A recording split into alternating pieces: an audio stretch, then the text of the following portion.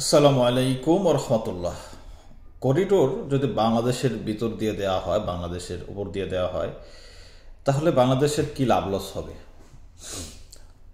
লাভের কথাটা একটু পরে, কিন্তু লসের যে ইয়েটা যদি লস হয়ে যায়, তাইলে বাংলাদেশের স্বাধীনতা সার্বভৌমত্বের প্রতি একটা বিরাট একটা হুমকি হয়ে দাঁড়াবে করিডোরটা। আপনার ম্যাপে দেখবেন, ম্যাপে দেখা যায় যে বাংলাদেশে যেখানে জাহাজ, যেই জাতিসংঘ থেকে যেই মানবিক করিডোরের ত্রাণগুলি আসবে, এই জাহাজগুলি নোঙর করবে চট্টগ্রামের বন্দরে। এর একটু সামনেই দেখবেন আরাকানের নদী বন্দরে ইচ্ছা করলেই তারা নোঙর করতে পারে। এখন সরাসরি আরাকানে নোঙর না কইরা বাংলাদেশে কেন নোঙর করছে, এটা হচ্ছে একটা প্রশ্ন। এটা যদি আপনার প্রশ্নটা একটু খুঁজতে যান, তাইলে বোঝা যাবে যে আমেরিকা, আমরা জানি যে জাতিসংঘ তো আমেরিকার সব কিছুতেই, মানে জাতিসংঘ সব কিছু আমেরিকা নিয়ন্ত্রণ করে, আমেরিকা কেন্দ্রিক একটা সংস্থা। এখানে যখন বাংলাদেশে আসবে, বাংলাদেশ হয়ে যখন এই আরাকানে যাবে, তখন আমেরিকা একটা জবাবদিহিতার ইয়াতে পড়বে না, এবং তাদেরকে সরাসরি কেউ বলবে না। যদি আরাকানে সরাসরি জাহাজ নোঙর করে, তাহলে বলবে যে এখানে সরাসরি আমেরিকার হস্তক্ষেপ, যদি রোহিঙ্গাদেরকে সাহায্য করা হয়, ত্রাণ দেওয়া হয়। আর আমেরিকা এভাবে সরাসরি কাউকে কোনো সাহায্য সহযোগিতা করে না, শুধুমাত্র ইউক্রেন যুদ্ধের সময় এটা সরাসরি করছে। এটা একটু পরে বলি বিষয়টা। তো এখানে যদি বাংলাদেশে আসে, তাহলে বলা হবে যে এটা আমেরিকার ত্রাণ, কিন্তু এখানে বাংলাদেশকে জড়ানো হচ্ছে আমেরিকার মূল পয়েন্ট।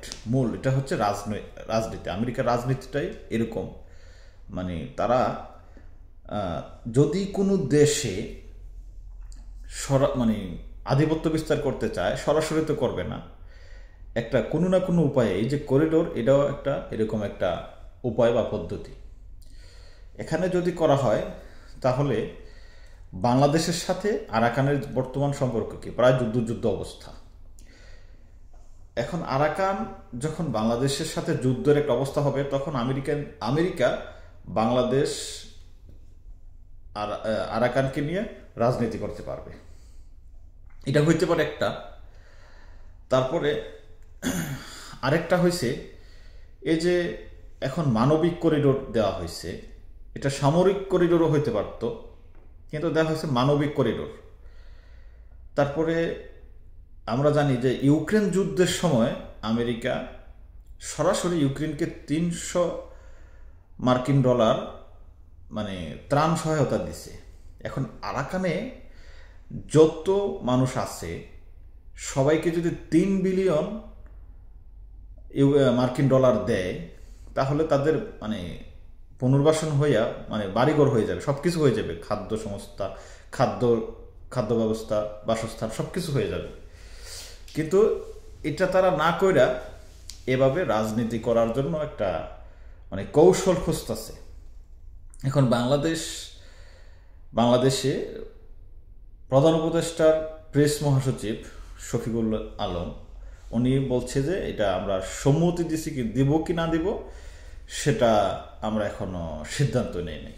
তো ওনার কথার প্রেক্ষিতে বলা যায়, যদি বাংলাদেশের প্রধানতম রাজনৈতিক দলের সাথে বোঝাপড়া না কইরা উনি যে সম্মতিটা দিছে, এটাও একটা বাড়াবাড়ি।